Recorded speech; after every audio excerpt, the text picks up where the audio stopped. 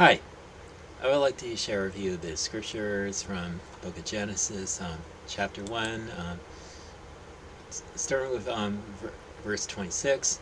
And God said, "Let us make man in our image, after our likeness, and let them have dominion over the fish of the sea, and over the fowl of the air, and over the cattle, and over all the earth, and over every creeping thing that creeps upon the earth." So God created man in his own image. In the image of God created he him, male and female who created he them. And God blessed him, and God said unto them, "Be fruitful and multiply, and replenish the earth, and subdue it. Have dominion over the fish of the sea, and over the fowl of the air, and over every living thing that moves upon the earth." And in those verses right there, we see that God, during his 6 days of creation, on the sixth day he created the pinnacle of his creation, man, and I mean he made man in his own image, after his own likeness, and basically to display the characteristics of God, um, through through through his own creation, that this that this creation would rule over the earth, over every living creature that that that swims, flies, or moves upon the earth. And this this this image would would I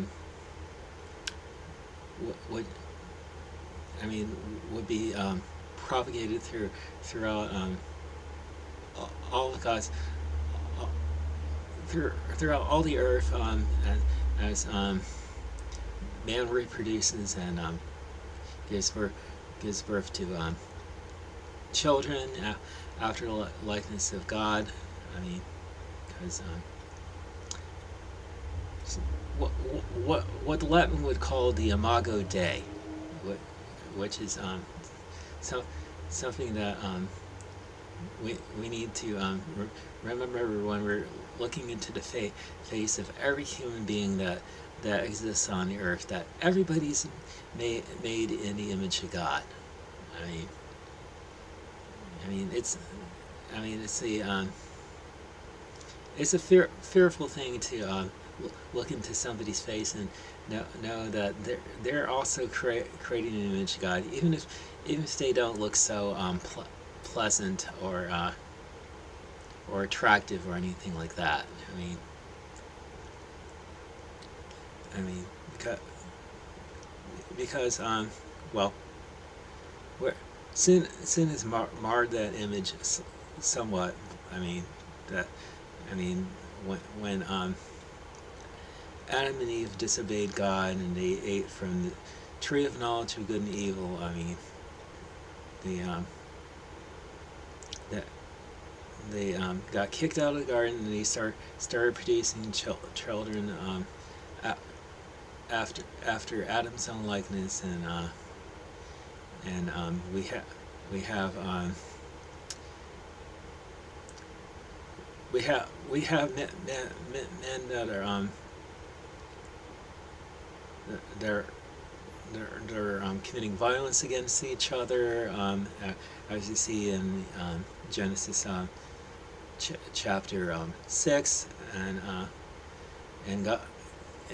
God decided that earth is so full of violence that he just couldn't stand sight of his own creation killing each other, so he decided to wipe out everything that is on the earth, except for 8 people, one of them being Noah, who was found perfect in all his generations, and he saved Noah, his wife, and his sons and his sons' wives by having them build an ark to preserve themselves and preserve God's creatures, so that they can repopulate the earth after the flood. And I'm going to go over to what it says in Genesis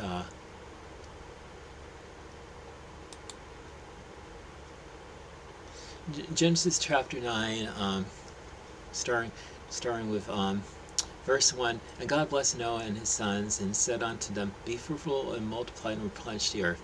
And the fear of you and the dread of you shall be upon every beast of the earth, and upon every fowl of the air, and upon all that moves upon the earth, and upon all the fishes of the sea. Into your hand they are delivered. Every moving thing that lives shall be meat for you. Even as a green herb have I given you all things. But the flesh with the life thereof, which is the blood thereof, shall you not eat. And surely your blood of your lives will require, at the hand of every beast will I require it, and at the hand of every man's brother will I require the life of man. Whoso sheds man's blood, by man shall his blood be shed, for in the image of God made he man. I mean, that's why murder is wrong in the eyes of God, because we're murdering the very image bearers of God Himself. I mean, and this is carried on into into the days of Jesus Christ, who Scripture says in Colossians that He is the image of the invisible God, and writer of Hebrews. If I can go to chapter 1, is saying Jesus is the brightness of God's glory and the express image of His person, and He upholds all things by the word of His power. I mean, he was he was crucified on the cross, and that was God dying for our sins. And Jesus says to his disciples in Gospel of John, when you see me, you see the Father. I mean, that's saying that he's basically the image bearer of God, and the very representation of God Himself in the face that He carries. And we go to James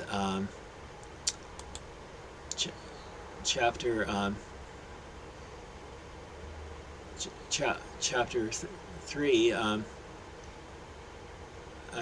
starting with verse 8. But the tongue can no man tame. It is an unruly evil, full of deadly poison. Therewith we bless God, even the Father, and therewith we curse men, which are made after the similitude of God. Out of the same mouth proceeds blessing and cursing. My brethren, these things ought not so to be. I mean, not only are we not to kill the bearers of the image of God, we're also not to curse the bearers of the image of God, because we're cursing the image bearers. We're also cursing God Himself, because He made them, and as well as us, in His image. I mean, the psalmist says that I am fearfully and wonderfully created. I mean, fearfully and wonderfully made, and that my soul knows right well. I mean, we're to we're also to make sure that we care for the image of God that the child in the womb bears, because if we can't care for the care for the image bearers of God, whom we can see that are already born, how can we love the image bearer of God that's in the womb, whom we cannot see? We've got to we got to care for all life, from conception to birth, throughout all the stages of life, even into old age and eventual death. That's pretty much all I have to say to you in this video. So have a good day, and may God bless you.